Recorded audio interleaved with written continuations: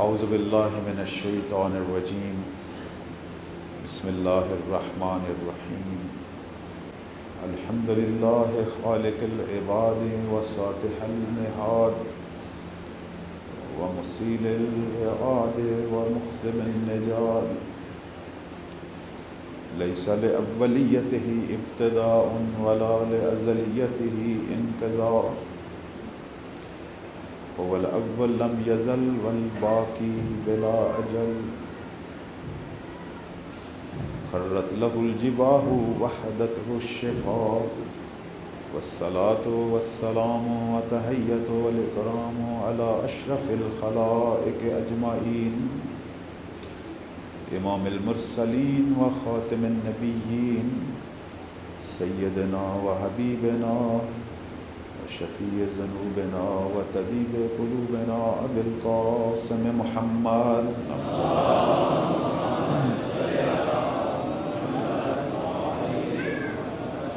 وعلى آلہ الطیبین الطاہرین المعصومین سیما بقیت اللہ فی الارضین اذهب اللہ عنہم الرجس وطہرہم تطہیرا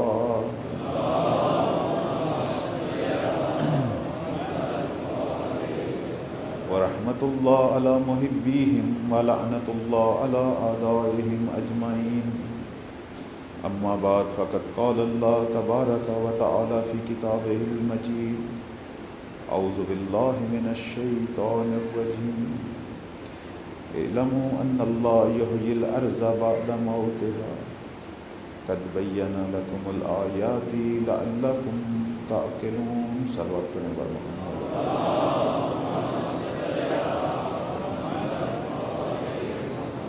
عزاداران سید الشہداء منتظران امام زمان پروردگار آپ سب کا پرسہ بقیت اللہ کی بارگاہ میں قبول و منظور فرمائے۔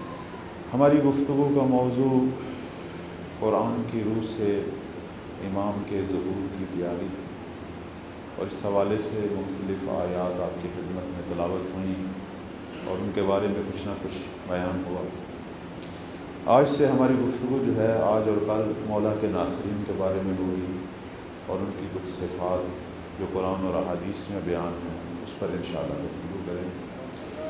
سب سے پہلے جو ہے وہ انجمن کا شکریہ ادا کرتا ہوں کہ وہ دعائے امام زمان جو میں نے بیان کی تھی، انہوں نے اس کو خوبصورت انداز سے جو ہے وہ لکھا اور اپنے گروپ میں جو ہے واٹس ایپ گروپ میں انہوں نے اس کو نشر کیا۔ اللہ تعالیٰ اس کا ثواب اور یہ توفیقات انشاءاللہ مزید بڑھائے، اور جو مومنین خدمت کر رہے ہیں اس عزاداری کی عبادت کے احیاء کے لیے بانی بن رہے ہیں اور الحمدللہ جوق در جوق اپنا حصہ ڈال رہے ہیں، میں ان سب کی خدمت میں معصومین سے نقل شدہ ایک حدیث بیان کروں گا۔ معصومین یہ فرماتے ہیں کہ سید الشہداء کے غم اور عزاداری کو بپا کرنے کے لیے اگر آپ جو کچھ بھی دیں، جتنا حصہ بھی دیں، جب تک دنیا میں اس کا 70 برابر نہ دیکھ لیں خدا موت نہیں دے گا۔ یعنی دنیا میں 70 برابر اس کا آپ کو دنیا میں ملے گا، وہ آخرت میں تو اپنی جگہ۔ لہذا یہ ہدیہ جو ہے، یہ برکت جو ہے، انشاءاللہ اس سے محروم نہ رہیں، اس کا اجر و ثواب ضرور لیں۔ صلوات پڑھیں بر محمد و آلہ۔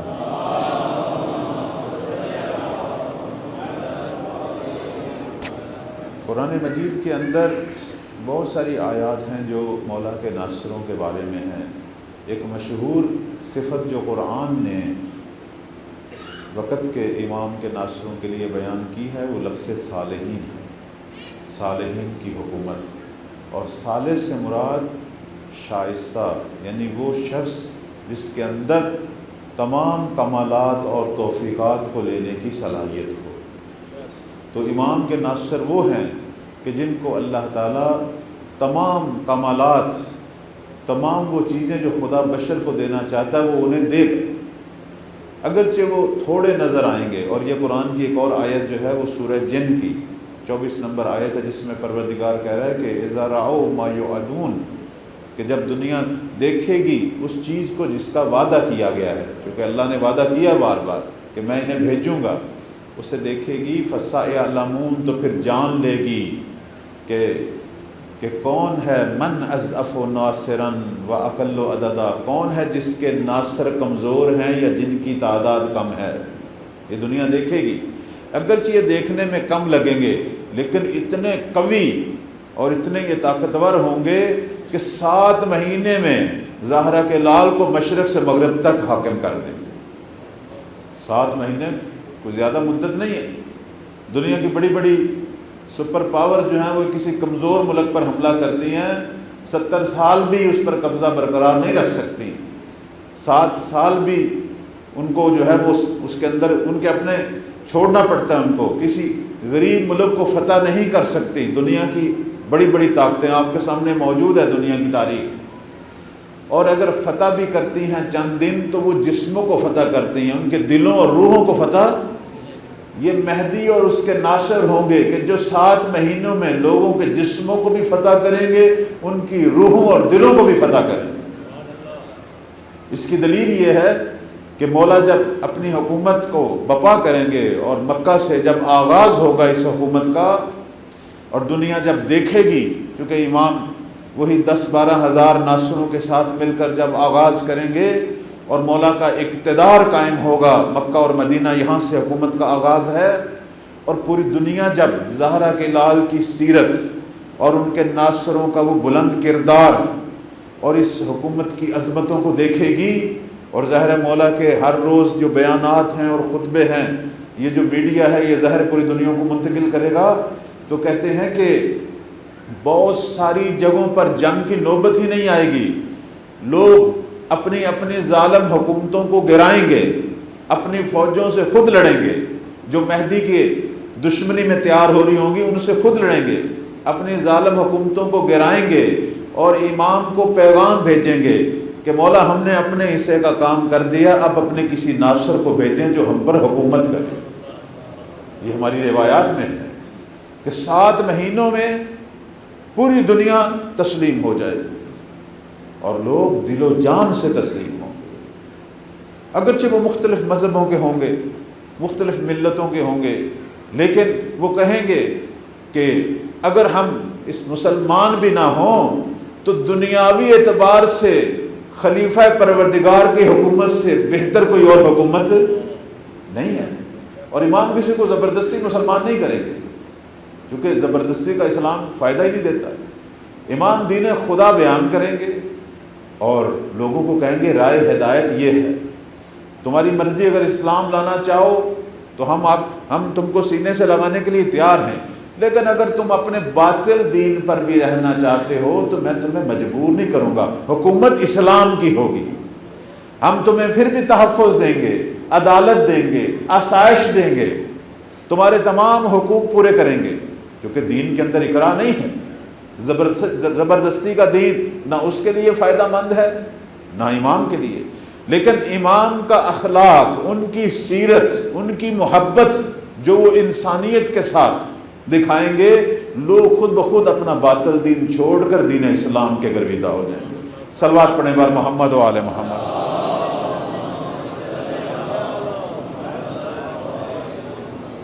اب یہ جو ناصر ہیں ان کے 3 مرحلے ہیں، 3 مرحلوں میں یہ ناصر ہوں۔ سب سے پہلے وہ 313 ستارے ہیں جو دنیا میں مختلف جگہ پر مولا کے ظہور کے لیے کام کریں گے، منتظر سوسائٹیاں قائم کریں گے، تحریکیں چلائیں گے، لوگوں کی تربیت کریں گے، امر بالمعروف کریں گے۔ یہ 313 دنیا کے نقطے ہیں، نور کے نقطے جو مولا کے ظہور کی تیاری کر رہے ہوں گے۔ یہ اسی زمانے کے قائد ہوں گے، یہ اسی زمانے کے رہبر ہوں گے جو اپنی اپنی ملتوں کو اس ظہور کے لیے تیار کر رہے ہوں۔ میں عام طور پر بچوں اور جوانوں کو ایک مثال دیتا ہوتا ہوں، حقیقت تو اپنی جگہ ایک مسلم ہے، ایک مثال میں کہتا ہوں، جس طرح آج ایران میں سید علی خامنئی ہے، جس طرح عراق میں آیت اللہ سیستانی ہے، جس طرح لبنان میں نصر اللہ ہے، جس طرح بحرین میں عیسیٰ بن قاسم بن عیسیٰ ہیں، جس طرح ہر ملک میں امام کا ایک غلام مرجعیت سنبھالے ہوئے ہے اور دین کی تحریک چلائے ہوئے، اسی طرح دنیا میں 313 رہبر ہوں گے جو مولا کے ظہور سے پہلے لوگوں کی تربیت، لوگوں کی اصلاح پہ کام کریں گے اور مولا کے ظہور کی راہ ہموار کریں گے۔ اور جب امام تشریف لائیں گے، ظہور کریں گے، یہ 313 رہبر ایک تسبیح کے دانوں کی طرح مولا کے گرد اکٹھے ہو جائیں گے اور امام سے عہد و پیمان باندھیں گے، اور ان کے ساتھ ان کی ملتیں بھی جمع ہوں گی۔ اور اس وقت دنیا پھر دنیا کا بدلتا ہوا رنگ دیکھے گی، اور دنیا سے کفر و شرک بھی ختم ہو جائے گا، ظلم بھی ختم ہو جائے گا، اور وہ زمانہ آئے گا کہ میرے چھٹے مولا آرزو کیا کرتے تھے اس زمانہ کو دیکھنے کی، کہتے تھے کہ ایک زمانہ آئے گا ہمارے قائم اور ان کے ناصروں کی برکت سے کہ دنیا کے ہر طرف توحید کے پرچم لہرائیں گے اور اشہد ان لا الہ الا اللہ کی آوازیں بلند ہوں گی۔ صلوات پڑھیں بر محمد و آل محمد۔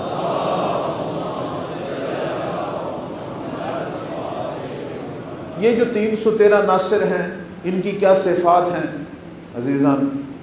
ان کی بے پناہ تعریف ہے۔ سب سے پہلی بات تو یہ ہے کہ روایات کہتی ہیں ان کے نام لکھے ہوئے ہیں، ان کا قوم و قبیلہ لکھا ہوا ہے، کس ملک سے ہیں لکھے ہوئے ہیں، اور یہ ہمارے ائمہ کے پاس موجود تھے، جو ایک امام سے دوسرے امام، اور اس وقت امام زمان کے پاس وہ لکھے ہوا وہ صحیفہ موجود ہے جس میں ان کی ساری تفصیلات موجود ہیں، اور یہ اسی زمانے کے ناصر ہوں گے۔ اب یہ کن علاقوں سے تعلق رکھتے ہیں، تھوڑی تھوڑی کچھ روایات میں معلوم ہوتا ہے کہ ان کا تعلق عراق سے ہے، ان کا تعلق مصر سے ہے، شام سے ہے۔ مثلا بعض روایت کہتی ہیں 50 ناصر تو کوفہ سے ہیں، باقی پوری دنیا سے ہیں۔ تو یعنی دنیا کے ہر طرف ایسے لوگ ہوں گے کہ جو اس وقت امام کے گرد جمع ہوں گے اور اپنی ملتوں کو اور اپنے ساتھ بہت سارے اور ناصروں کو لے کر آئیں گے۔ دوسری بات یہ ہے کہ روایات میں ان کو خیار الامہ کہا گیا ہے، امت اسلام کی سب سے بہتر حکام اللہ فی الارض، زمین پر اللہ کی طرف سے بنائے ہوئے حاکم، رجال الہیون، وہ لوگ جن کو پروردگار کہہ رہا ہے یہ الہی لوگ ہیں، اور ان کی بے پناہ صفات۔ اسی طرح وہ جو 10-12 ہزار کا لشکر ہے جوانوں کا کہ جو مولا کی سب سے پہلے بیعت کریں گے اور جنہیں امام حکم دیں گے کہ مکہ کو ظالموں سے پاک کیا جائے، ان کی بھی صفات ہیں، ان کی عبادتوں کے ذکر۔ کہتے ہیں کہ یہ وہ لوگ ہیں جو رات کو راہب ہوں گے، خدا کی عبادت کریں گے، دن کو یہ شیر خدا ہوں گے۔ اور مولا فرماتے ہیں کہ یہ وہ اللہ کے شیر ہیں، جس طرح شیر غار سے نکلتا ہے، جب یہ اپنے گھروں سے نکلیں گے تو پہاڑوں کو بھی اپنی جگہ سے ہلا دیں گے۔ اور ان ناصروں کے بارے میں مولا فرماتے ہیں کہ ان کے دل زبر الحدید، اس لوہے کے ٹکڑوں کی مانند ہے کہ لا یشوبہا شک فی ذات اللہ، پھر یہ کبھی بھی اللہ کی ذات میں شک نہیں کریں گے، خدا پر توکل کریں گے۔ اور توحید کے قلعے ہیں ان کے دل کہ جن میں نہ شیطان آ سکتا ہے نہ ہوائے نفس، یعنی ان کی مدح ائمہ کرتے تھے اور فرماتے تھے کہ وحد اللہ حق کا توحید، اور یہ اللہ کی توحید اس طرح رکھتے ہوں گے جس طرح توحید رکھنے کا حق ہو، اور یہ اپنے امام کی اطاعت میں اور خدا کی اطاعت میں شب و روز کوشش کریں گے۔ اور ان کی عبادتوں کے تذکرے ہمارے ائمہ کیا کرتے تھے، فرماتے تھے کہ جب مولا نجف پہنچیں گے اپنے لشکر کے ساتھ، اپنے اصحاب کو حکم دیں گے کہ آج کی رات فقط عبادت کرنی ہے، تو ان کی ساری رات رکوع و سجود میں گزرے گی، ان کی عبادتوں کے ذکر، اور ان کے اندر شہادت کی تمنا، یہ خدا کی راہ میں جانیں دیں گے، خون دیں گے، لیکن کبھی بھی اللہ پر احسان نہیں جتلائیں گے، اپنے امام پر احسان نہیں جتلائیں گے، بہت کچھ دیں گے اور کہیں گے بہت کم دیا ہم نے، حق زیادہ بندہ تھا اپنے امام کی خدمت کا، ہم نے بہت کم کیا۔ صلوات پڑھیں بر محمد و آل محمد۔ تیسرے مرحلے کے ناصر کون ہیں؟ وہ ہم جیسے گناہگار کہ جن کے بارے میں معصومین کہتے ہیں تیسرے مرحلے میں وہ لوگ مولا کے ساتھ ان کی ہمراہی کریں گے پوری دنیا میں، کہ جو اس سے پہلے تو تیار نہیں ہوئے، لیکن جب ظہور ہوگا اور امام کی سیرت، امام کے پیغام دیکھ کر یہ بھی تیاری شروع کر دیں گے، اور لحظہ بے لحظہ اپنے مولا کے ساتھ ملنا شروع ہو جائیں گے، پوری دنیا سے مومنین آنا شروع ہو جائیں گے۔ جو گناہگار ہوں گے لیکن امام کے پاس آ کے توبہ کریں گے، کہیں گے مولا ہم اس قابل ہیں آپ کی نصرت کریں، امام ان کو بھی سینے سے لگائیں، چونکہ امام کا کام یہ ہے کہ وہ ظلمات، گناہوں کی آلودگی سے ہاتھ پکڑ کر نکالتا ہے اور ہدایت کے نور کی طرف لاتا ہے۔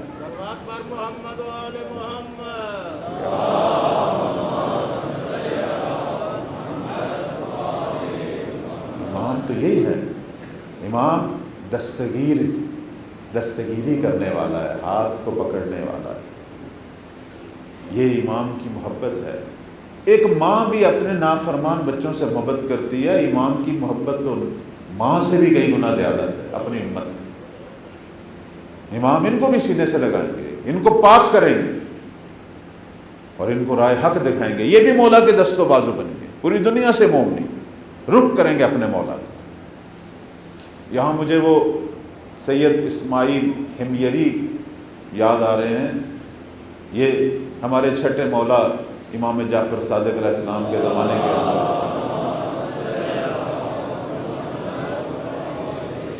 ایک گناہگار مومن، ایک گناہگار شیعہ، لیکن وقت کے امام کی نظر لطف سے کس طرح راہ حق کی طرف آئے۔ ان کو سید اسماعیل ہمیری کہتے ہیں، ہے سید نہیں تھے، آل محمد سے ان کا تعلق نہیں ہے۔ ویسے عرب کے اندر بڑوں کو بھی، بزرگوں کو بھی سید کہا جاتا تھا، لیکن شاعر تھے بہت بڑے اور مولا امیر سے بہت محبت کرتے تھے۔ ان کا یہ دعویٰ تھا کہ اگر کوئی شخص پوری دنیا میں مجھے کوئی ایسی فضیلت علی کی بتائے کہ جس پر میں نے شعر نہ کہا ہو، میں اسے سونے کا سکہ دوں۔ یعنی مولا کے ہر فضیلت پر اس نے شعر لکھے تھے اور بڑے خوبصورت شعر عربی میں ابھی بھی ہماری کتابوں میں موجود۔ لیکن اس کے اندر دو عیب تھے۔ ایک عیب یہ تھا کہ یہ فرقہ کسانیہ کا ماننے والا تھا۔ شیعوں کے اندر کئی فرقے تھے اس زمانے میں جو اب ختم ہو گئے۔ فرقہ کسانیہ یہ جناب مختار کے دور میں شروع ہوا۔ یہ وہ لوگ ہیں جو سید الشہداء کی شہادت کے بعد امام سجاد کی امامت کے قائل نہیں تھے، محمد حنفیہ کی امامت کے قائل تھے۔ اس کو ہم کہتے ہیں فرقہ کسانیہ۔ یہ ہماری تاریخ ہے، یہ بچوں اور جوانوں کو بتا رہا ہوں کہ مجالس میں یہ چیزیں بیان ہونی چاہیے، لیکن بعد میں یہ ختم ہو گیا۔ کیوں یہ فرقہ بنا؟ چونکہ جناب محمد حنفیہ نے سید الشہداء کی شہادت کے بعد یہ تنہا علی کے بیٹے رہ گئے تھے، تو انہوں نے یہ الزام کیا، گمان کیا کہ اب امام میں ہوں، چونکہ میں اولاد علی میں سے میں ہی بچا ہوں۔ تو مولا امام سجاد نے آ کے کہا کہ میرے چچا آپ کریم ہیں، بزرگوار ہیں، لیکن امام نہیں ہیں۔ لیکن اب یہ مان نہیں رہے تھے، میں بڑا ہوں، آپ چھوٹے ہیں۔ سید سجاد کو انہوں نے کہا ٹھیک ہے میں چھوٹا ہوں، لیکن امامت خود امام بننے سے نہیں آتی، پروردگار کی طرف سے آتی ہے، خدا امام بناتا ہے۔ دیکھا چچا نہیں مان رہا تو کہنے لگے مولا سجاد کہ آئیں حجر اسود کو باری باری سلام کرتے ہیں، اگر تو امام حق ہے تو حجر اسود تجھے جواب دے گا۔ توجہ ہے نا میری طرف؟ اب دونوں چچا بھتیجا گئے حجر اسود کے سامنے، انہوں نے محمد حنفیہ کو کہا آپ سلام کریں۔ جناب محمد حنفیہ نے سلام کیا، حجر اسود نے جواب نہیں دیا، اور جب سید سجاد نے سلام کیا تو حجر اسود نے کہا علیک السلام یا حجت اللہ فی ارضہ۔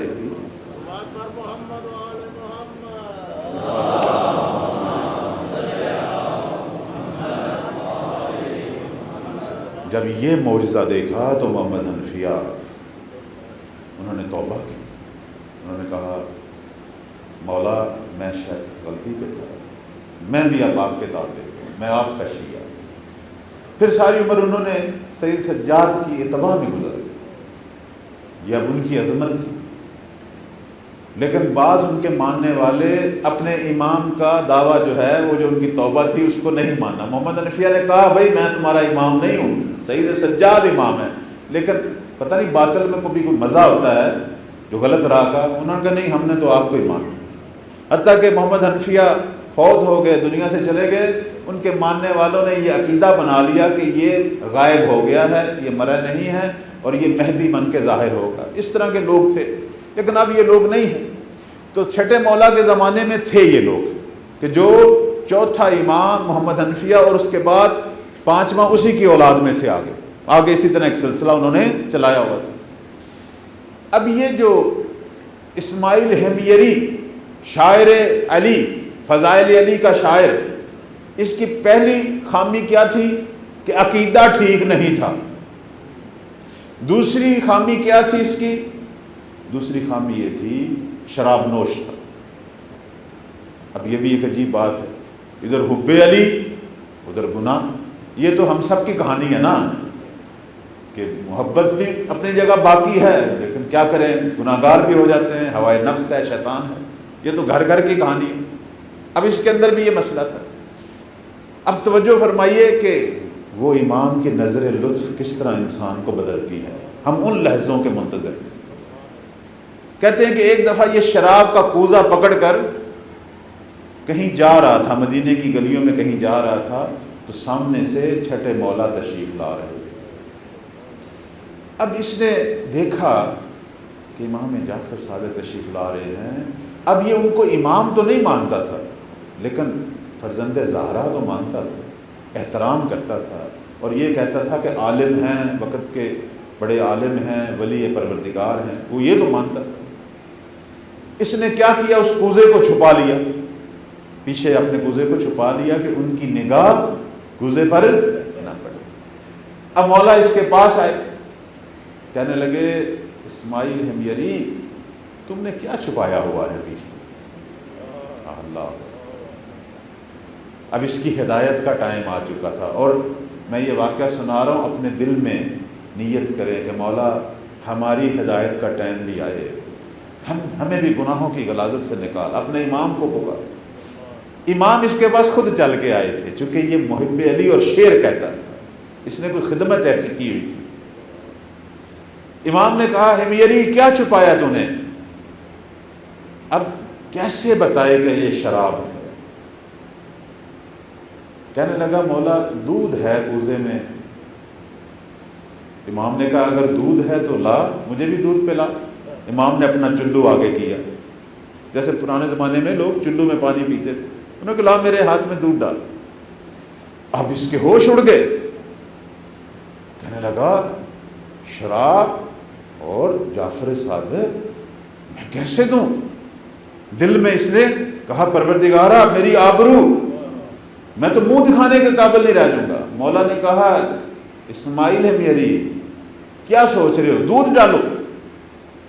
اب جب اس نے کوزہ مولا کے ہاتھ پر الٹایا تو وہاں سے شراب نہیں نکلی، دودھ ہی نکلا،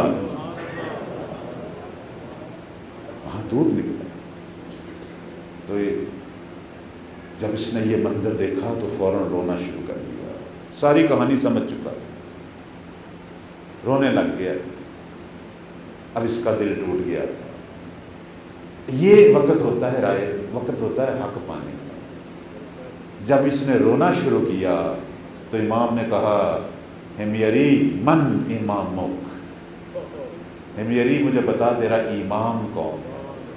کہنے لگا، روتے ہوئے کہنے لگا الذی سیر الخمر لبنا، میرا امام وہ ہے جس نے ایک ہی لحظے میں شراب کو دودھ میں بدل دیا۔ صلوات پڑھیں بر محمد و آل محمد۔ نعرہ تکبیر، نعرہ رسالت، نعرہ حیدری، حسینیت، حسینیت، یزیدیت، یزیدیت، اور محمد و آل محمد بلند تر صلوات۔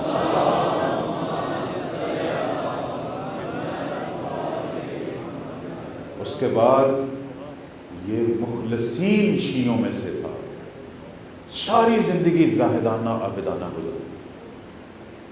وہ نگاہ جو سید صادق کی پڑی اور وہ معجزہ جو رونما ہوا، اس نے اس کی تقدیر بدل دی۔ پھر کبھی کسی نے حمیری کو شراب کے نزدیک آتے نہیں دیکھا۔ یہ لحظات ہوتے ہیں، کوئی نہ کوئی انسان ایسے کام کرتا ہے کہ ان کی نگاہ پڑ جاتی ہے ہماری طرف، ان کی دعاؤں میں آ جاتے ہیں۔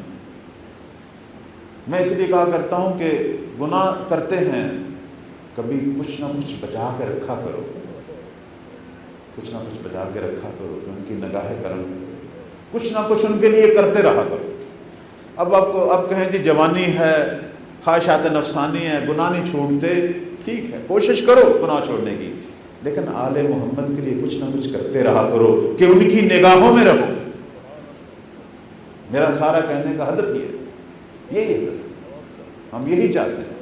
ٹھیک ہے انسان خطا کا پتلا ہے، لیکن کوئی ایسا کام تو کر جو دکھا۔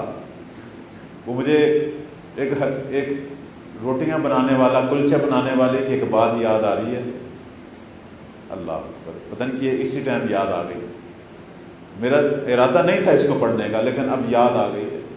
وہ ایک آدمی تھا، وہ کلچے بناتا تھا بڑے خوبصورت گھی لگا کے، لوگ بیچتا تھا، وہ لوگ آتے تھے کبھی اس کو جیلی نوٹ دے دیتے تھے کہ یہ بوڑھا آدمی سے پتہ نہیں چلتا، اسے پتہ چل جاتا تھا لیکن وہ سنبھال کے رکھ لیتے، وہ جیلی نوٹ کھوٹے سکے سنبھالتا رہا، ان کو کلچے دیتا تھا بہترین بنا۔ جب اس کا مرنے کا وقت آیا، جس نے بیگم کو کہا وہ سارے جیلی نوٹ اور کھوٹے سکے لے آ، کہنے لگا پروردگارا میں نے تیرے بندوں سے کھوٹے سکے لے کے ان کو صحیح کلچے دیے ہیں، میرے اعمال کھوٹے ہیں، تیری بارگاہ میں آ رہا ہوں، تجھ سے بھی اسی طرح رحمت کا طلبگار۔ یہ چیزیں ہیں، کچھ نہ کچھ چیزیں سنبھال کے رکھنی چاہیے، ان کو نہیں ضائع کرنی۔ کبھی کبھی کسی مجبور آدمی کی آہ کو سن لیا کریں، اس کام کے لیے کسی کی مدد کر دیا کریں، وہاں مولا کے پاس سرخرو ہونے۔ یہ جو مہدی کے ناصر ہیں، ان کا جو گریہ ہوتا ہے نا، اسے ہم کہتے ہیں گریہ معرفت۔ اللہ ہم سب کو یہ گریہ دے۔ ویسے تو پروردگار ہمارے سارے گریہ قبول کرے۔ گریہ کی کئی قسمیں ہیں عزیزان۔ ایک تو وہ گریہ ہوتا ہے جس کا کوئی فائدہ ہی نہیں، اس کی مثال بھی آپ کو دیتا ہوں۔ اب تھوڑا سا ٹائم آج شاید زیادہ لگ جائے، آپ لوگوں کو تو کوئی پرابلم نہیں ہے، مزاج ہے نا، بسم اللہ۔ ایک گریہ ہے جس کا کوئی فائدہ نہیں، وہ کون سا گریہ ہے؟ وہ میں اس کی مثال دیتا ہوں، جیسے کہتے ہیں ایک شخص نے کسی جگہ سے 2 روٹیاں لی تنور سے، جا رہا تھا، سامنے ایک فقیر دیکھا، وہ رو رہا ہے بیٹھا۔ اس نے کہا بھئی کیوں رو رہے ہو؟ کہنے لگا 2 دن سے بھوکا ہوں، رو رہا ہوں، پیٹ بھوک سے بے چین ہے اور کوئی میری مدد نہیں کر رہا۔ اس نے بھی رونا شروع کر دیا۔ اس نے کہا تو کیوں رو رہا ہے؟ اس نے کہا تیری مظلومیت پہ رو رہا ہوں، کہ تیرے پاس روٹی نہیں ہے، تو 2 دن سے بھوکا ہے۔ اس نے کہا اللہ کے بندے تو کیوں روتا ہے؟ تو ایک روٹی مجھے دے دے، ایک روٹی تو خود کھا لے۔ کہنے لگا نہیں، یہ روٹی نہیں میں دوں گا، ویسے میں تجھ پر رو رہا ہوں۔ بس اوقات ہمارے گریے ایسے بھی ہوتے، آپ کو پتہ ہے، یعنی ہم یہ کہتے ہیں کہ کرنا ہم نے کچھ نہیں۔ کربلا کے اندر جب ظالموں نے لوٹ مار شروع کی تھی، یہ ہماری روایات میں ہے کہ ایک شخص اس خیمے میں پہنچا جہاں سید الشہداء کی سب سے بڑی بیٹی فاطمہ بنت الحسین، آ کے اس نے لوٹ مار شروع کر دی اور ساتھ رو بھی رہا تھا۔ یہ کوفی لوٹ مار بھی کر رہا تھا اور رو بھی رہا تھا۔ تو بی بی نے کہا ہے ملعون، تو لوٹ مار بھی کر رہا ہے اور رو بھی رہا ہے، روتا کیوں ہے؟ کہنے لگا روتا آپ کی مظلومیت پر، آپ کے بابا کی مظلومیت پر، سارا دن روتا رہا ہوں، اب بھی رو رہا ہوں، کتنا مظلوم ہے یہ خان۔ انہوں نے کہا اگر تو اتنا ہمارا مظلومیت کا، تو پھر تو لوٹ مار کیوں کر رہا ہے؟ کہنے لگا اگر میں نہیں لوٹوں گا تو کوئی اور آ کے لوٹ لے گا۔ یعنی اب اس گریے کا کیا فائدہ؟ لشکر اشقیاء میں ایسے لوگ بھی تھے جو قتل بھی کر رہے تھے اور روتے بھی تھے، وہ حسین کی مظلومیت میں رونا بھی آتا تھا، وہ مناظر واقعاً دردناک تھے، لشکر اشقیاء کے لوگ بھی روتے تھے، لیکن ان کے رونے کا کوئی فائدہ ہے؟ خود بتائیے، کوئی فائدہ ہے؟ نہیں فائدہ۔ یہ جو مولا نے استغاثہ بلند کیا تھا، اور اس استغاثے کے بعد 2 آدمی لشکر اشقیاء سے ٹوٹ کر آئے مولا کے پاس۔ فائدہ یہاں ہوتا ہے، کبھی کبھی رونے کا فائدہ ہوتا ہے۔ وہ آ کے مولا کے قدموں میں گرے، کہنے لگے حسین تیری مظلومیت اب ہماری برداشت سے باہر، ہم قاتل ہیں تیرے بچوں کے،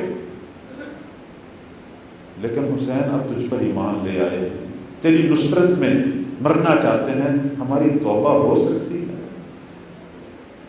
تو سید الشہداء نے کیا جواب دیا؟ کہنے لگے میں جو اتنے استغاثے بلند کر رہا ہوں تم دونوں کی خاطر کر رہا تھا، چونکہ مجھے پتا تھا ابھی میرے 2 ادھر ہیں جو ذرا دیر سے آئیں گے، میں تمہارا منتظر، اور یہ لڑے تھے شہید ہو. ہم بھی اپنے امام کو کہیں گے مولا دیر سے تیری طرف آ رہے ہیں لیکن ہمیں قبول کر. زندگی گناہوں سے بھری ہوئی لیکن عزیزان اتنی دیر نہیں کرنی کہ ٹائم گزر جائے، حسین دنیا سے چلا جائے، اتنی دیر نہیں کرنی. تو گریہ جو ہے وہ گریہ معرفت ہو. اچھا اس گریہ کا تو کوئی فائدہ نہیں تھا. ایک گریہ ایسا ہے ہمارا جسے ہم کہتے ہیں گریہ رحمت، گریہ نجات، جو ہم عام طور پر کرتے ہیں مجلس اعزا میں. روتے ہیں اللہ ہمارے گناہ معاف کر دیتا ہے، چونکہ محبت میں روتے ہیں. اور جب رو رہے ہوتے ہیں اس وقت سوچتے ہیں کہ اب انشاءاللہ حسینی زندگی گزاریں گے. یہ جو ہم نیت کرتے ہیں نا، نیت، خدا اس نیت کے صدقے اور ہمارے گرتے ہوئے آنسوں کے صدقے ہمارے گناہ کبیرہ بھی معاف کر دیتا ہے، صغیرہ بھی. یہ ہماری روایات، اسے کہتے ہیں گریہ نجات. لیکن جب ہم یہاں سے نکلتے ہیں پھر وہی روزمرہ کے کام شروع ہو جاتے ہیں، پھر وہی مسئلے، اس کے ساتھ بدی، اس کے ساتھ پرابلم، کبھی پڑھی نماز کبھی نہیں پڑھی، پھر وہی مسائل. پھر دوبارہ کہیں مجلس ہوتی ہے پھر پشیمانی ہوتی ہے. پھر مجلس میں پڑھنے والا کوئی مواعظ سناتا ہے، کوئی اللہ کی بات سناتا ہے، کوئی امام کی، پھر پشیمانی ہوتی، پھر گریہ کرتے ہیں. یہ گریہ اچھا ہے لیکن کافی نہیں. گریہ کو گریہ معرفت بنائیں. وہ مولا کے ناصر کرتے ہیں. وہ جب مجلس میں روتے ہیں تو وہ اپنے امام سے عہد و پیمان باندھتے ہیں کہ مولا اب تک جو ہو گیا ہو گیا، اب تیرے خیمہ انتظار میں ہی رہیں گے. اور ناصرین کے لیے عزیزان ہر روز عاشورہ ہے. کل یوم عاشورہ و کل ارض. ناصرین کے لیے محرم سفر نہیں، ان کے لیے ہر دن عاشورہ ہے اور ہر زمین ان کے لیے کربلا ہے. چونکہ جب وہ یہاں سے نکلتے ہیں دنیا میں جہاں بھی جائیں ظاہری شیطانوں سے بھی لڑتے ہیں، یعنی باہر کے یزیدوں سے بھی لڑتے ہیں اور اپنے اندر کے شمر سے بھی لڑتے ہیں، چونکہ یہ موجود ہے دنیا میں. آپ جہاں بھی چلے جائیں ظالم موجود ہے یا نہیں، شیاطین موجود ہے یا نہیں، اندر والا شمر بھی تنگ کرتا ہے یا نہیں کرتا، اندر بھی یزید بیٹھا نا نفس امارہ. تو وہ ان کے لیے جگہ کا فرق نہیں ہے، چاہے وہ اس کربلا میں ہوں یا اسلام آباد میں ہوں، ان کے لیے ہر جگہ کربلا ہے. ان کے لیے ہر جگہ حسین کی جنگ ہے، ان کے لیے ہر دن حسین کی جنگ ہے. وہ ہر روز زمانے کے حسین کی ہمراہی میں لڑ رہے ہیں، ظالموں سے لڑ رہے ہیں، اپنے اندر کے شیطان سے لڑ رہے ہیں، اپنی خواہشات نفسانی سے لڑ رہے ہیں، برائیوں سے لڑ رہے ہیں اور نیکیوں کا پرچار کر رہے ہیں. ناصر جو ہے وہ مقام معرفت یہ ہے کہ وہ ہر دن کو عاشورہ سمجھتا ہے اور ہر دن کو زمانے کی حسین کی ہمراہی کا دن سمجھتا ہے. اور امام بھی ایسے ہی ناصروں کے منتظر، وہ بھی ہم جیسے. ہم سے کیا توقع ہے مولا کہ یہی تو ہے کہ اپنی نگاہ تو اٹھائیں اپنے امام کی طرف. آج بھی حسین موجود ہے اور آج کی کربلا میں وہ تنہا اور اس کا استغاثہ نصرت ہے، لیکن اس کے ہمراہی کے لیے شرط ہے اپنے ان چھوٹے چھوٹے ظالموں سے، چھوٹے چھوٹے گناہوں سے. زمانے کے حسین کو تنہا نہ چھوڑ. پتہ نہیں یہ کیا بات ہے. آج بھی میں ایک اور جگہ پر بھی یہ کہہ رہا تھا کہ ہمیشہ ایسا ہی ہوا. اللہ کا جو نبی آیا، جو حجت آئی، پتہ نہیں وہ کیوں تنہا رہا. ہمیشہ استغاثہ، ہمیشہ انصار کی کمی. چاہے وہ نوح پیغمبر ہو، اتنا عرصہ تبلیغ کی، تھوڑے سے لوگ ایمان پر. ابراہیم ہو، موسیٰ ہو، عیسیٰ ہو، زکریا ہو، ایوب، انبیاء کی زندگی پڑھے. خود ہمارے مولا، چونکہ دنیا دار الاختیار ہے، امام نے زبردستی کسی کو مجبور نہیں کرنا کہ تو میرے پاس ہے، اختیار دیا ہوگا. دنیا دار الاختیار ہے، ہم نے خود امام تک پہنچنا ہے. اگر ہم چاہتے ہیں دنیا اور آخرت کی سعادتیں لیں، اگر شہداء کربلا کے ساتھ ہمارا نام لکھا جائے تو زمانے کے حسین کو خود ڈھونڈنا ہے، خود اس کی منشا کو پانا ہے، اس نے نہیں آنا. پیغمبر کی رحلت کے بعد بی بی زہرا جنت البقیع جاتی ہیں صلوات اللہ علیہا.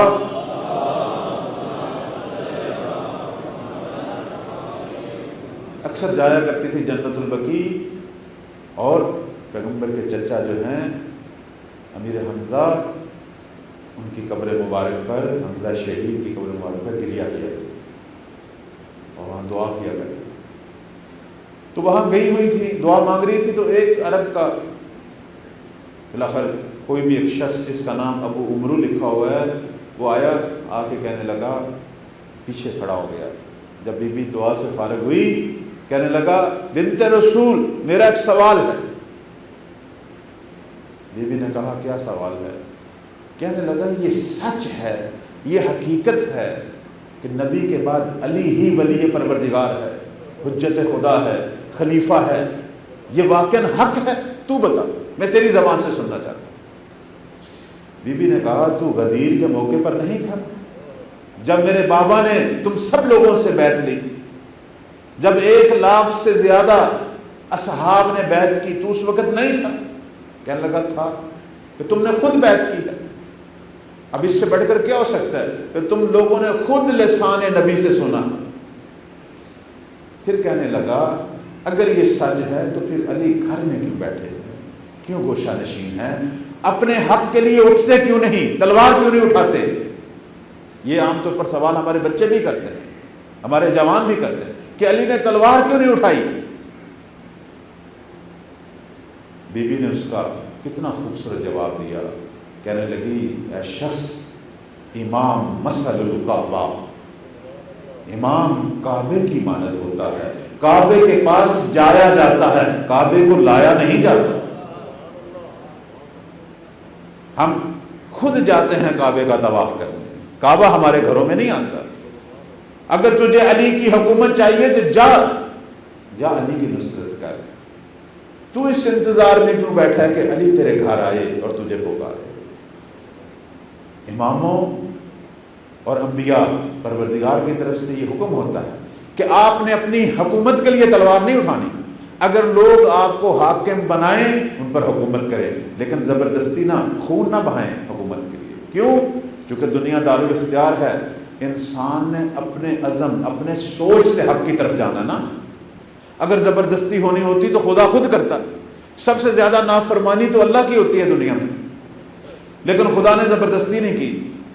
اگر خدا چور کے ہاتھوں کو مفلوج کرنا شروع کر دے، اور جو گناہ کرتا ہے آنکھ سے خدا اس کو نابینا شروع کر دے کرنا، تو دنیا میں گناہ ہوں گے؟ ساری دنیا پاک ہو جائے گی، بالکل فرشتوں کی مانند۔ سارے خوف سے گناہ نہیں کریں گے، بھائی گناہ کریں گے عذاب نازل ہو رہا ہے، کوئی بھی نہیں کرے گا۔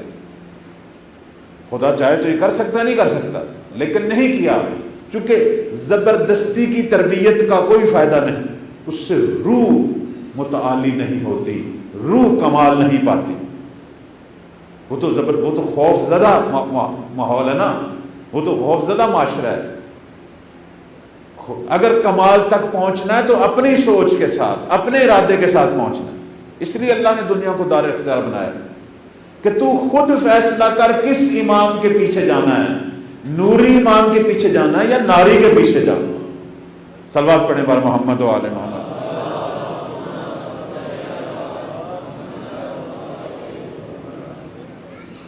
ہم نے خود فیصلہ کرنا ہے۔ 1200 سال سے پروردگار نے حجت حق کو ظاہر کیا ہوا ہے، دنیا میں بھیج دیا۔ زہرا کا بیٹا موجود ہے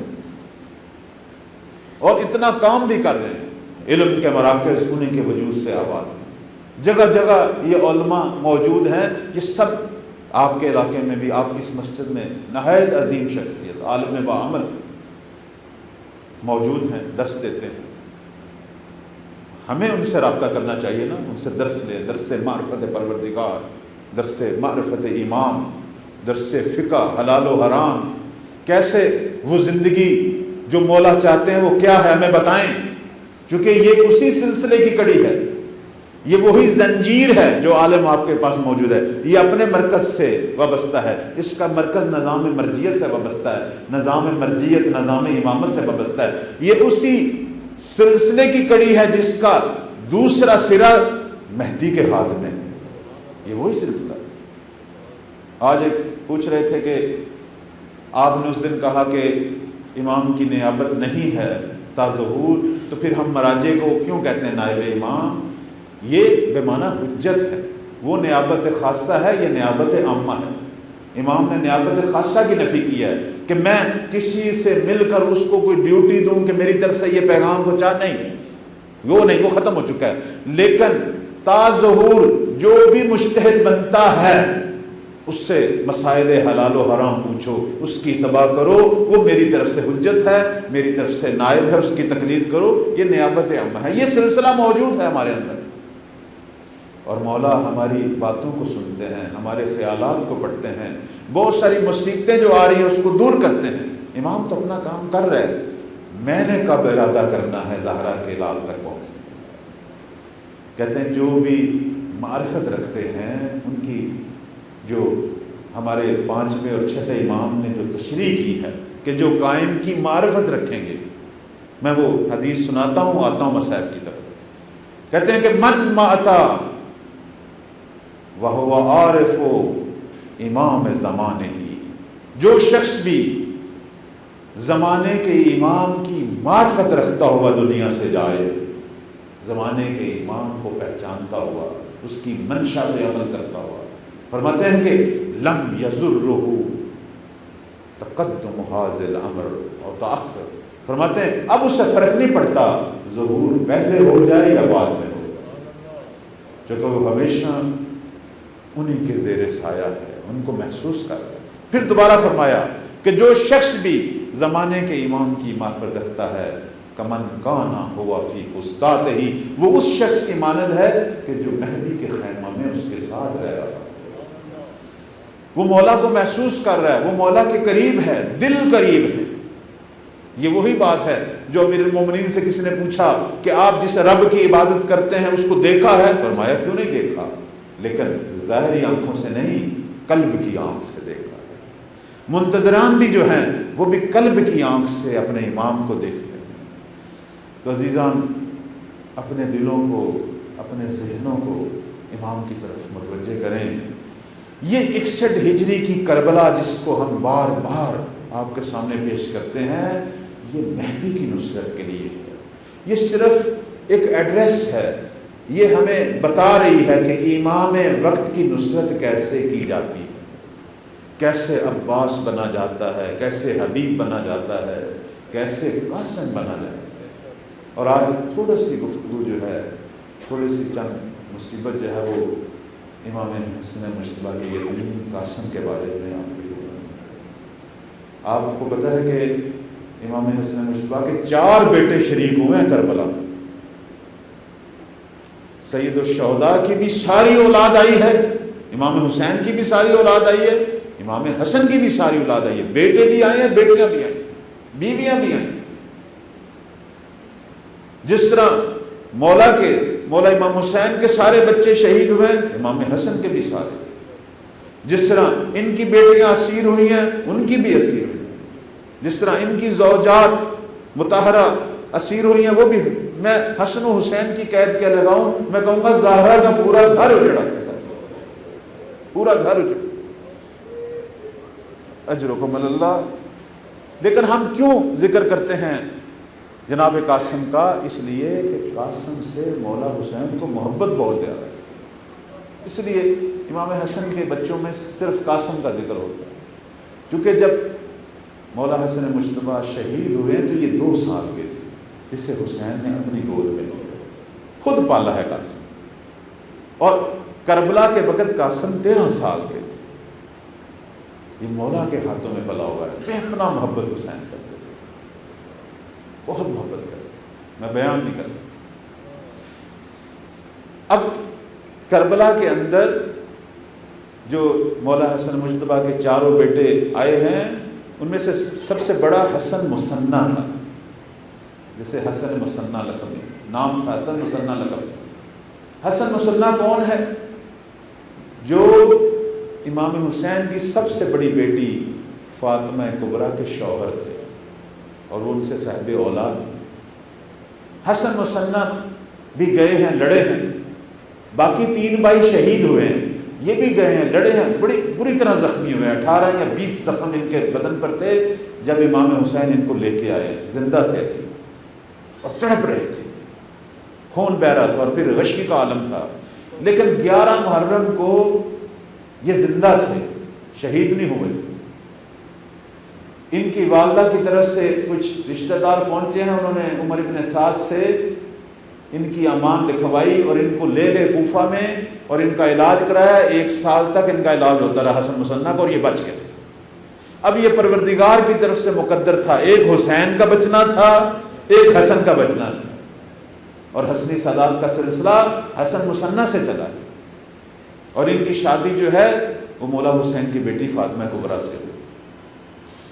اب یہاں ایک ظلم ہے جس کی طرف میں اشارہ کروں گا، ہو سکتا ہے بعض لوگوں کو ناگوار گزرے، لیکن یہ حقیقت ہے اور آج ہی اس کے بتانے کا ٹائم۔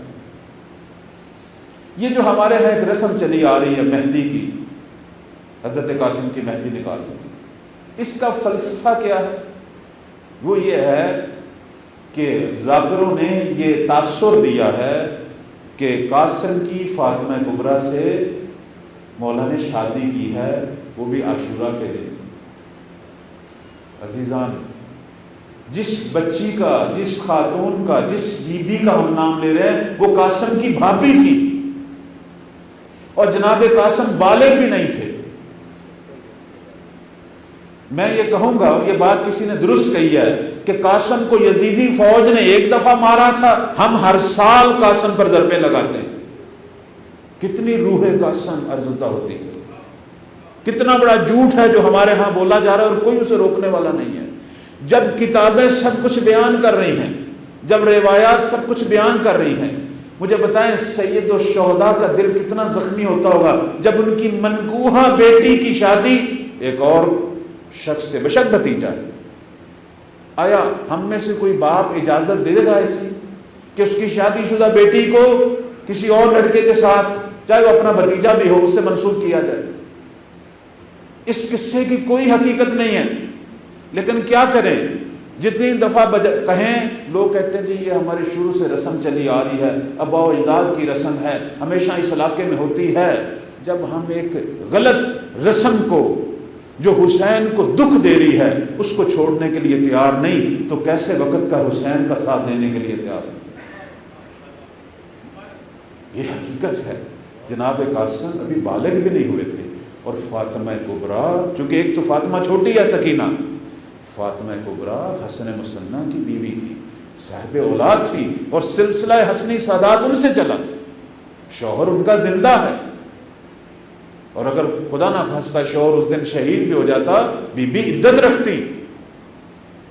اور پھر یہ کربلا کا، عاشورہ کا دن جہاں سید الشہداء نے 2 رکعت نماز پڑھنی تھی، کتنے شہید ہوئے ہیں حسین کی نماز کو بچاتے ہوئے، وہاں یہ کام کرنے تھے۔ عزیزان، یہ ہماری آزمائش اور یہ مقام ہے جہاں ہم بتائیں، حق کو بتائیں اور حق کو قبول کریں۔ میں تو ہمیشہ یہ کہہ دیتا ہوں، باقی چھوڑ دیتا ہوں آپ مومنوں پر، آپ نے جو کرنا کریں، لیکن یاد رکھیں کہ جب تک گھر گھر میں یہ سوچ پیدا نہیں ہوگی، بہت ساری غلط رسمیں اس وقت تک ہم نہیں چھوڑ سکتے۔ اور یہی بعض غلط رسمیں ہیں جن کی وجہ سے روایات ظہور کہتی ہیں کہ بعض شیعہ مہدی کے مد مقابل کھڑے ہو جائیں گے اور کہیں گے کہ ہم نے یہ کام نہیں چھوڑنا، اور جب مولا کہیں گے کہ میں تمہارا امام ہوں یا نہیں ہوں، ہیں تو میں حکم دے رہا ہوں، وہ کہیں گے کہ یہ تو ہمارے آباء و اجداد کرتے تھے، وہ کہیں گے میں امام ہوں یا نہیں ہوں، میرا حکم اولویت رکھتا ہے یا آباء و اجداد، نہیں چھوڑیں گے، حتیٰ کہ مولا کا انکار کر دیں گے، کہیں گے ہم تجھے زہرا کا بیٹا نہیں مانتے، تو ہمیں ان چیزوں سے روکتا ہے۔ یہ روایات میں لکھا ہوا ہے۔ اس کی روح بے چین ہوتی ہے، سید الشہداء کے قلب کو ضرب لگتی ہے۔ میں بتاتا ہوں قاسم کون تھے۔ قاسم پروردہ حسین تھے۔ یہ وہ بچہ تھا کہ جب شب عاشور شہداء کی لسٹ بن رہی تھی تو قاسم نے بڑے آرام سے چچا کے پاس آ کے کہا، چچا جان ان شہداء کی لسٹ میں میرا نام بھی ہے یا نہیں؟ اب مولا حسین نے دیکھا اس ہاشمی جوان، اس ہاشمی بچے کے معرفت کو، کہتے ہیں کہ بیٹا قاسم مجھے یہ بتا، کیف عندک الموت، تیرے تو بھی کھیلنے کے دن، جوانی کے دن، تم موت کا طالب ہے، تم موت کو کیا سمجھتا ہے؟ تو یہ بچہ، یہ پروردہ حسین ہے، فوراً بولا احلا من العسل، چچا آپ کی رکاب میں موت شہد سے بھی زیادہ شیریں ہے۔ تو مولا نے کہا قاسم شہداء کی لسٹ میں تیرا نام بھی ہے اور علی اصغر کا نام بھی ہے۔ اب اپنا نام سن کے تو خوش ہوا، لیکن جب علی اصغر کا نام آیا نا تو قاسم کا چہرہ غیرت سے سرخ ہو گیا، کہنے لگا چچا یہ ظالم اشقیاء ہمارے خیموں تک آ جائیں گے؟ کہنے لگے حسین نہیں قاسم یہ نہیں آئیں گے، میں علی اصغر کو لے کے جاؤں گا، اجرکم اللہ۔ اب وہ جو شب تھی، عجیب شب تھی کہ مائیں اپنے اپنے بچوں کو موت کا درس دے رہی تھی، شہادت کا درس دے رہی تھی، بچوں کو تیار کر رہی تھی کہ بچوں ہم نے تم کو دور نہیں بخشنا، ہم تم سے راضی نہیں ہوں گی اگر کل تم نے جا کے مولا کی رکاب میں شہید نہیں ہونا۔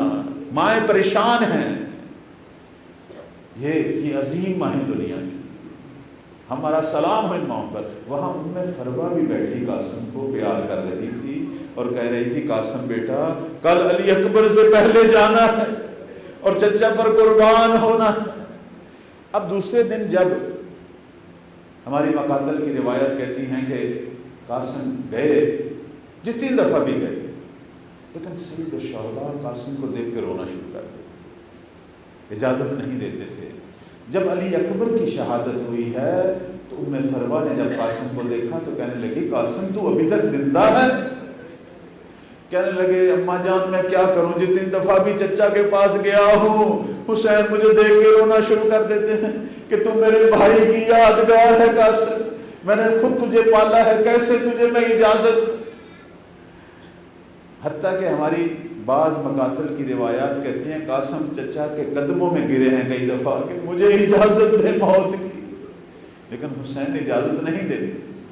اب بعض مقاتل یہ لکھتے ہیں کہ بی بی ام فروا نے ایک خط پیش کیا حسن مجتبیٰ کا جو سید الشہداء کے نام تھا۔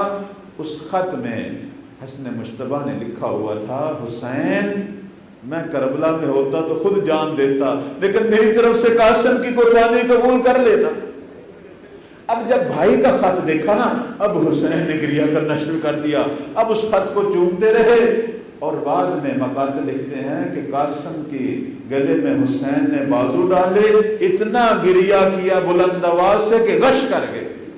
کسی شہید کو مولا نے اتنے گریہ سے رخصت نہیں کیا جتنا قاسم کو گریہ کرتے ہوئے رخصت کیا۔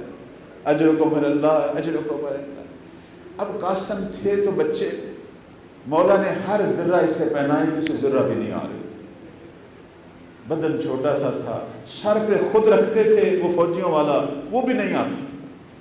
اب حسین نے ایک باریک سا پیراہن پہنایا اور اسے بھی جگہ جگہ سے چاک کیا، اور سر پہ مولا نے خود ایک امامہ باندھ کے قاسم کے سر پہ رکھا، قاسم کو تیار کر رہے تھے، اور اپنے ہاتھوں سے قاسم کو اٹھایا اور گھوڑے پہ بٹھایا۔ کہتے ہیں گھوڑے کی رکابوں تک بھی قاسم کے پاؤں نہیں جاتے تھے، رکابوں کو بھی کاٹ کے چھوٹا کیا، اور کس انداز سے مولا نے قاسم کو رخصت کیا یہ تو امام جانتے ہیں۔ تو دشمن کا سپاہی حمید جو راوی ہے مقتل کا، وہ کہتا ہے جب قاسم آئے نا تو پوری فوج قاسم کا حسن و جمال دیکھ کے حیران رہ گئی، اتنا حسین بچہ۔ لکھتا ہے کہ ایسے لگ رہا تھا جیسے خیام حسینی سے 14ویں کا چاند طلوع ہوا۔ میں کہوں گا عزادارو جو بچہ لشکر اشقیاء کو اتنا حسین لگ رہا تھا وہ حسین کو کتنا پیارا تھا، وہ اپنی ماں کو کتنا پیارا تھا۔ اجرکم اللہ۔ حتیٰ کہ حمید نے یہ بھی لکھا ہے کہ قاسم کے پاؤں میں ایک جوتے کا تسمہ ٹوٹا ہوا تھا، یعنی ساری چیزیں لکھ رہا۔ اب جب جناب قاسم آئے تھے تو بچے لیکن تھے تو عباس کے پروردگار، علی کا شیر۔ جنگ جب شروع کی 70 ملاعین کو جہنم واصل کیا۔ عمر ابن سعد نے حضرت قاسم کے مقابلے کے لیے اپنا ایک پہلوان جس کا نام ازرق تھا اسے تیار کیا کہ تو جا تو جنگ کر۔ کہنے لگا کہ مجھے تو بچوں کے ساتھ جنگ کے لیے بھیجتا ہے، میرے 4 بیٹے ہیں میرا بیٹا ہی کافی ہے. وہ باری باری ہر بیٹے کو بھیجتا رہا. جناب قاسم اسے جہنم واصل کرتے رہے. جب اس کے چاروں بیٹے جہنم واصل ہو گئے تو مقتل یہ لکھتا ہے کہ پھر ازرق جو ہے وہ خود تیار ہوا. ایک ہاتھ میں نیزہ لیا, ایک ہاتھ میں تلوار لی, اب وہ خود چل پڑا. جب ازرق چلا نا تو امام نے جب دور سے اس ملعون کو دیکھا تو اٹھ کر ام فروا کے پاس چلے گئے. کہنے لگے ام فروا تو ماں ہے, ماں کی دعا بچوں کے حق میں مستجاب ہوتی ہے, تو دعا کر یہ جو ملعون آ رہا ہے میرا قاسم اس پر فتح پا لے. اب بی بی نے دعا کی, ازرق کو بھی جہنم واصل کیا جناب قاسم نے. اب عمر بن سعد چیخا, اس نے کہا یہ بچہ نہیں ہے, یہ علی کا شیر ہے, ایک ایک کر کے آتے رہو گے, سارے مارے جاتے رہو گے, سب مل کر حملہ کرو. اب لشکر اشقیاء نے گھیرا ڈال دیا. سب سے پہلے سب نے تیر چلائے, چونکہ کسی کو نزدیک آنے کی جرت نہیں تھی. کہتے ہیں جب انہوں نے تیر چلائے 18 تیر قاسم کے بدن میں لگے, اور وہ ملعون عمر ازدی نے چھپ کر وار کیا قاسم کے سر پہ. اور جناب قاسم جب زمین پر آتے ہیں فوراً پکارتے ہیں یا اماں ادرکنی, چچا میری مدد کو پہنچے. اب روایتیں کہتی ہیں حسین اس باز کی طرح, جیسے ایک باز شکار پر حملہ کرتا ہے, حسین نے تڑپ کر قاسم کے قاتل پر حملہ کیا. حسین نے آج تک کسی شہید کے قاتل پر حملہ نہیں کیا.